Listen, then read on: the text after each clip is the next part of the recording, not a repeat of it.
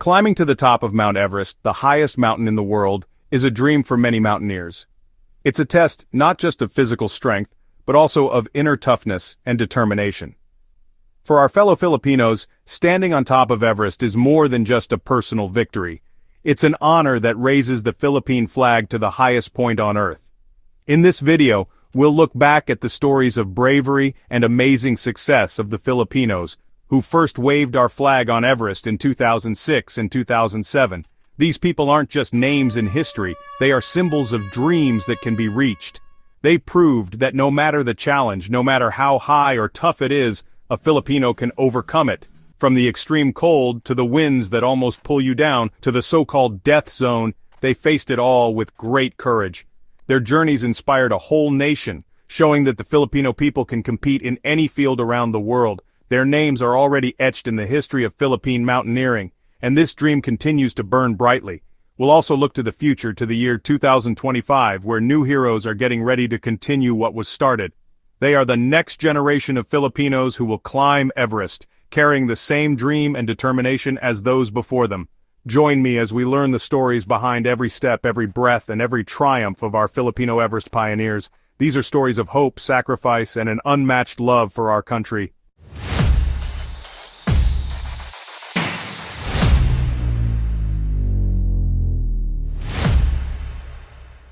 On May 17, 2006, news broke that brought immense honor to the Philippines. Leo Oracion, a member of the first Philippine Mount Everest expedition, was officially recognized as the first Filipino to stand on top of Mount Everest. His success, recorded around 3:30 in the afternoon, Nepal time, was not just a personal win. It was a historic moment that put the Philippines on the map of countries whose citizens had conquered the highest mountain in the world. His picture, holding the Philippine flag in the middle of the icy landscape, became a symbol of a national dream coming true. Leo's journey was not easy. Even before the successful climb, he and his team went through intense training and preparation. They faced the dangers of altitude sickness, the extreme cold that reached negative temperatures, and exhausting fatigue. But with every step up, he carried the hope of millions of Filipinos. His reaching the summit marked a new chapter for Philippine mountaineering, proof that a dream, no matter how high, can be reached through toughness, unity, and faith. Leo Oracion opened the door for those who would climb next. Just one day after Leo Oracion's historic climb, another Filipino followed in his footsteps. On May 18, 2006, Erwin Pastor Imada, Oracion's companion in the first Philippine Mount Everest expedition, also successfully reached the summit of Everest. This back-to-back success further proved the ability of Filipino mountaineers. It showed that Leo's success was not just luck, but the result of careful planning, teamwork, and the amazing toughness of their team. Pastor, known for his calm attitude, was also a veteran mountaineer who had dreamed of Everest for a long time. His climb gave the country another reason to celebrate. While the entire Philippines was still celebrating Oracion's success, here came another one right after, proof of the strength of their expedition. Pastor's story is a story of support and unity. In the world of high-altitude mountaineering, every team member is important. His reaching the summit one day after his teammate is a testament to their shared goal and collective strength. It wasn't a competition between them, but a shared mission for one flag. If there was anything that proved that 2006 was truly the year of the Filipino on Everest, it was Romy Garduce's climb. Just one day after Erwin Imada's success, on May 19th, Romy, who was part of a separate expedition, also successfully climbed to the summit. 3 Filipinos in just 3 consecutive days. This was an extraordinary event that further showed the skill of our mountaineers to the whole world. Garduce, known for his 7 summits quest, climbing the highest mountains on each continent, considered Everest the crown of his journeys. His climb has its own story of perseverance. Even though his team was separate, the spirit of being Filipino remained alive. His success became part of the country's collective celebration. Romy showed that the dream of climbing Everest is not just for one group, but a dream that can be reached by any Filipino with enough dedication and preparation. The 3 consecutive climbs of Oracion, Imada, and Garduce served as 3 pillars that built the foundation of Philippine mountaineering on the world stage. Amidst the celebration of the success of Oracion, Imada, and Garduce, another name emerged that caused debate and controversy in the Philippine mountaineering community: This was Dale Abanojar. He claimed that he was the first Filipino to climb to the summit of Everest, supposedly on May 15, 2006, 2 days before my officially recorded climb. His claim was registered in several international databases, including the famous Himalayan database, which gave weight to his story in the eyes of the world. However, in the Philippines, it was met with doubt. The main issue was the lack of enough evidence, such as clear summit photos or videos and testimony from respected witnesses that are usually required to prove a climb. Many veteran mountaineers in the country did not recognize his claim, which resulted in a long debate. Although his name might be listed in other countries, for most of the community in the Philippines, the honor remains with me. Dale Abanojar's story is a reminder that in the world of mountaineering, proof is as important as the climb itself. If 2006 was the year of the Filipino men, then 2007 became the year of the Filipino women. 1 year after the historic climbs of the men, a group of women prepared to make their own history. On May 16, 2007, the name Noel Wenceslao was recorded in history as the first Filipino woman, or Filipina, to successfully reach the summit of Mount Everest.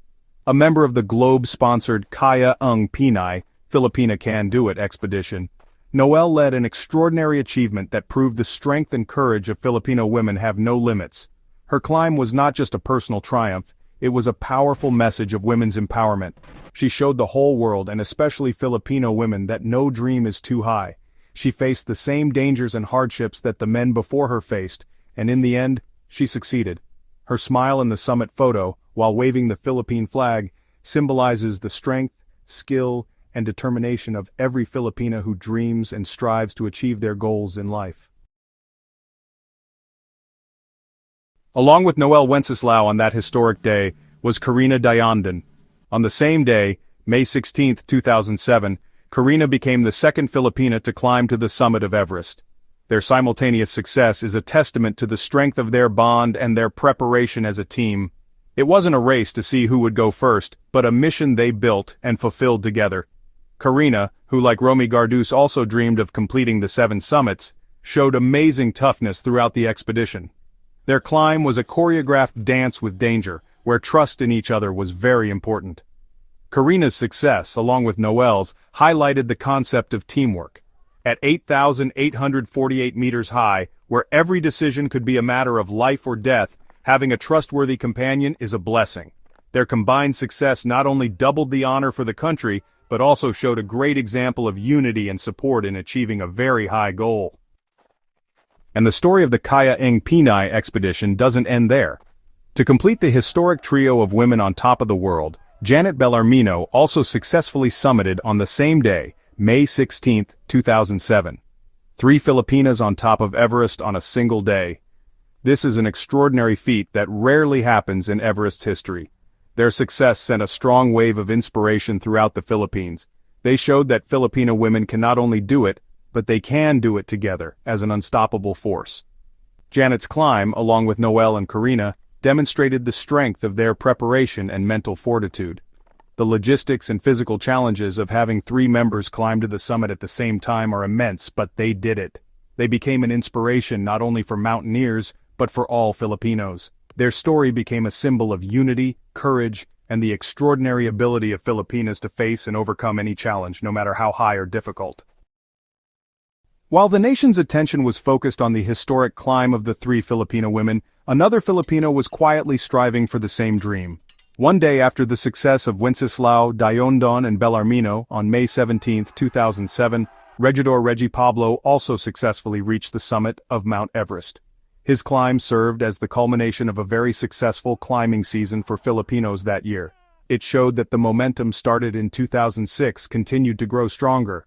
Reggie Pablo, who was part of the same first Philippine Mount Everest expedition that included Leo Oracion and Erwin Amata, waited for his chance.